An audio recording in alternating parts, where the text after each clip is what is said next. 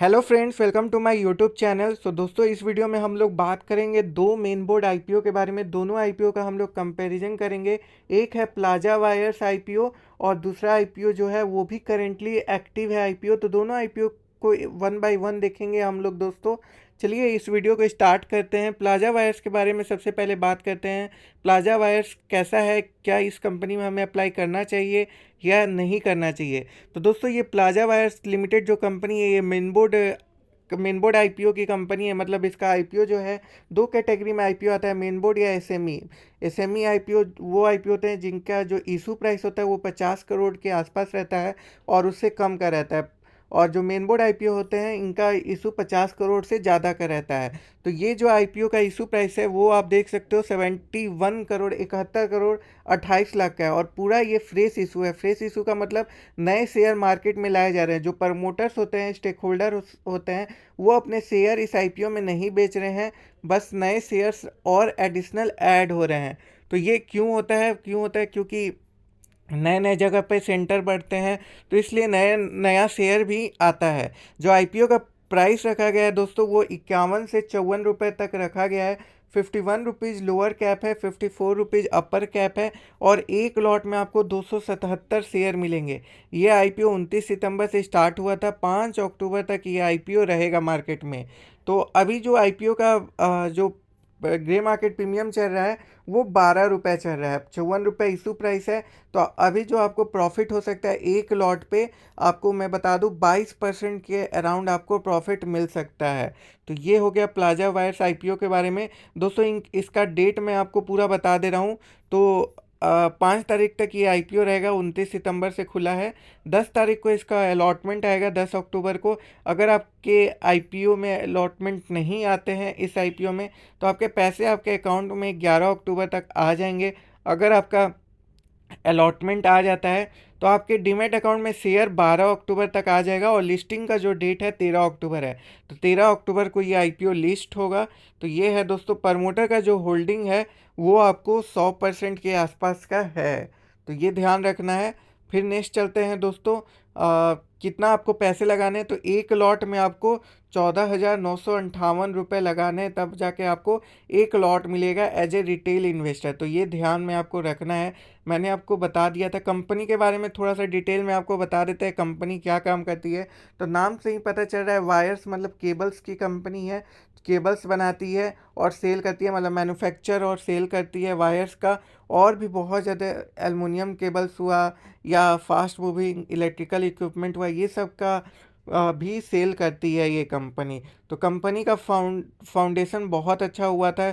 ये मार्केट बनाना चाह रही थी, बट इंडिया में काफ़ी ज़्यादा ऐसे मार्केट हैं जिसमें वायर सेगमेंट में काफ़ी ज़्यादा मार्केट में हैवेल्स का वायर्स चलता है। तो ऐसे बहुत सारे सेगमेंट है। इस आईपीओ का स्ट्रेंथ क्या है, इनका जो प्रोडक्ट पोर्टफोलियो है ये फोकस मार्केट पे, कस्टमर सेगमेंट और उसके मार्केट पे करता है। इनका डिस्ट्रीब्यूशन नेटवर्क काफ़ी ज़्यादा डाइवर्सिफाइड है और काफ़ी स्ट्रॉन्ग है। तो ये है ऑब्जेक्टिव, क्यों है, क्यों पैसे रेज करने आए हैं। तो कंपनी का ये है कि इनको वर्किंग कैपिटल रिक्वायरमेंट की ज़रूरत है और नए नए मैन्युफैक्चरिंग यूनिट भी इनको खोलने हैं जहाँ पे ये लोग अपने प्रोडक्ट पोर्टफोलियो को इंक्रीज करेंगे।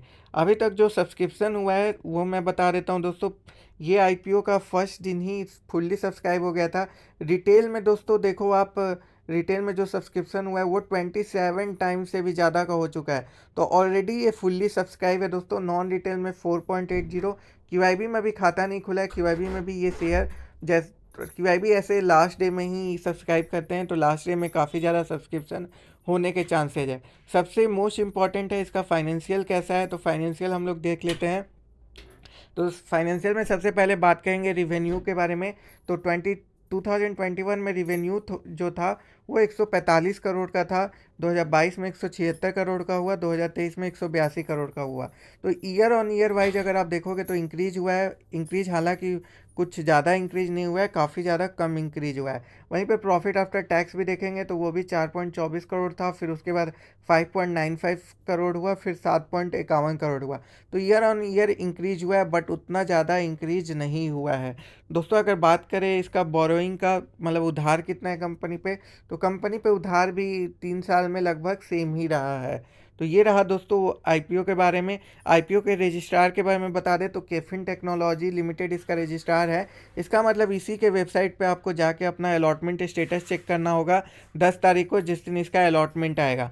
तो कैसी ये कंपनी है दोस्तों? कंपनी काफ़ी अच्छी है। क्या हमें लगाना चाहिए दोस्तों? 22% आपको मिल रहा है। अभी भी टाइम है तो थोड़ा वेट कर सकते हैं अभी हम लोग। ऐसे कंपनी काफ़ी अच्छी है, बट लॉन्ग टर्म के लिए कंपनी काम देगी। शॉर्ट टर्म के लिए अगर आपको चाहिए तो प्रॉफिट लेके आप लोग निकल सकते हैं। बहुत ज़्यादा सब्सक्राइब ऑलरेडी हो चुका है, तो आपको अलॉटमेंट मिलने के चांसेस भी इसमें काफ़ी कम लग रहे हैं। अब चलिए नेक्स्ट बात कर लेते हैं नेक्स्ट कंपनी के बारे में। दोस्तों जो नेक्स्ट कंपनी है वो है वैलिएंट लेबोरेटरी के बारे में बात करेंगे। वैलिएंट जो कंपनी है ये फार्मा की कंपनी है, मेडिकल सेक्टर की कंपनी है, जो कि बेसिकली पैरासीटामोल कंपनी बनाती है। तो इसके बारे में डिटेल में देख लेते हैं कंपनी कैसी है। दोस्तों ये कंपनी कल के दिन ही क्लोज हो जाएगी 3 अक्टूबर को, तो काफ़ी इंपॉर्टेंट रहने वाला है। ये कंपनी भी 100% फ्रेश इशू लेके आ रही है। जो आईपीओ का प्राइस है वो 133 से 140 रुपये है, बट आपको 140 रुपये पे बिडिंग करना है। एक लॉट में आपको 105 शेयर आपको मिलेंगे एज ए रिटेल इन्वेस्टर। तो आपको आईपीओ का डिटेल्स का इम्पॉर्टेंट डेट बता दे रहे हैं। तो कंपनी का जो डेट है आपको पता चल गया, 3 अक्टूबर लास्ट डेट है। अलॉटमेंट डेट 5 अक्टूबर को ही है। अगर अलॉटमेंट में नाम नहीं आता है तो आपके पैसे 6 अक्टूबर तक आ जाएंगे। अगर आ जाता है तो आपके जो आईपीओ का लिस्टिंग डेट है वो 9 अक्टूबर है। जो आईपीओ का पूरा साइज है वो 152 करोड़ के आसपास है, ये ध्यान में रखिएगा। बाकी एक लॉट में आपको 1,47,000 रुपये लगाने होंगे, और 14,700 रुपये लगाने होंगे एज ए रिटेल इन्वेस्टर। और अगर एच.एन.आई लॉट लेना चाहते हैं, मिनिमम स्मॉल एच.एन.आई, तो वो 14 लॉट लेना पड़ेगा। अगर बिग एच.एन.आई लेना चाहते हैं आपको तो 69 लॉट लेना पड़ेगा मैक्सिमम। तो ये याद रखिए आप लोग। फिर बात करते हैं हम लोग वैलिएंट लेबोरेटरी के बारे में। अभी जीएमपी कितना चल रहा है? तो जीएमपी इसका 15 रुपये चल रहा है, 140 रुपये इशू प्राइस है। तो दोस्तों इसका जो लिस्टिंग गेन है वो 11% के अराउंड है, तो काफ़ी कम है as compared to plaza wires. तो इसके भी थोड़े डिमेरिट है, वो आपको मैं बता दूंगा। तो Valiant laboratory basically API active pharmaceutical ingredient बनाता है, और बेसिकली ये पैरासीटामोल में ही काम आता है। इनका मैन्युफैक्चरिंग यूनिट जो है वो पलघर महाराष्ट्र में है, और कंपनी का अपना एक आर&डी फैसिलिटी भी है। इनके स्ट्रेंथ क्या है इस कंपनी के? तो प्रमोटर और मैनेजमेंट टीम इनका काफ़ी ज़्यादा एक्सपीरियंस वाला है, फाइनेंशियल परफॉर्मेंस काफ़ी ज़्यादा स्ट्रॉन्ग है। तो ये सारे इनके स्ट्रेंथ है दोस्तों। ऑब्जेक्टिव क्यों है, क्यों कंपनी आ रही है? तो इनको अपना इन्वेस्टमेंट करना है अपने ही सब्सिडियरी में, जो कि VSPL है, उसमें इनको करना है। और भी बहुत ज़्यादा मैन्युफैक्चरिंग फैसिलिटी खोलना है, जैसे भरूच गुजरात में हो गया, और जनरल कॉरपोरेट पर्पस के लिए आ रही हैं। जो अभी तक बिल्डिंग हुआ है, टोटल सब्सक्रिप्शन के बारे में बात करें तो ओवरऑल सब्सक्रिप्शन रिटेल में 3 टाइम्स से भी ज़्यादा का हो चुका है, और नॉन रिटेल में बात करें तो 1.52 टाइम्स ही हुआ है, और QIB में बात करें तो ये भी फुल्ली सब्सक्राइब हो गया। तो तीनों सेगमेंट सब्सक्राइब हो गया है, बट उतना भी ज़्यादा सब्सक्रिप्शन नहीं हुआ है। कल लास्ट डे है, तो कल लास्ट डे में सब्सक्रिप्शन काफ़ी हो सकता है। 3 साल के परफॉर्मेंस के बारे में बात करें तो रिवेन्यू अगर आप देखोगे तो रिवेन्यू काफ़ी अच्छा ग्रोथ हुआ है 3 साल में।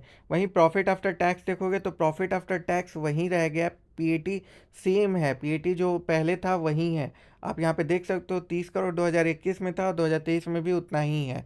तो पीएटी काफ़ी कम है। बोरोइंग भी कंपनी का काफ़ी ज़्यादा बढ़ गया, 60 करोड़ हो गया है दिस फाइनेंशियल ईयर में, और 2021 में सिर्फ 35 लाख था।